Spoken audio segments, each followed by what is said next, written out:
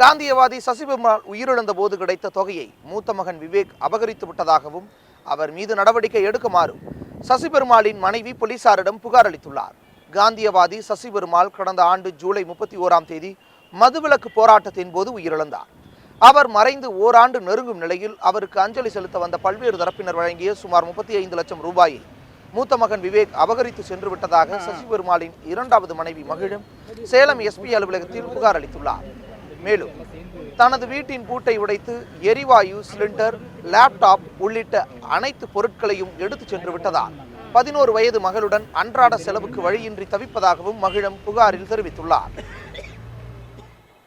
எல்லா கட்சி தலைவரும் எல்லாருமே வந்தாங்க. ஆனால் எல்லாருமே எங்களுக்கு அனுதாபப்பட்டு எல்லாமே கொடுத்தாங்க. ஆனால் அது என்ன ஏதுன்னு சொல்ல மாட்டேங்கிறாரு. விவேக் எதுவுமே சொல்ல மாட்டேங்கிறாரு. அது சொல்லி கலந்துக்கிட்டா பரவாயில்ல, எதுவுமே கலந்துக்க மாட்டேங்கிறாரு. பணத்தோட போயிருக்கிறாரு.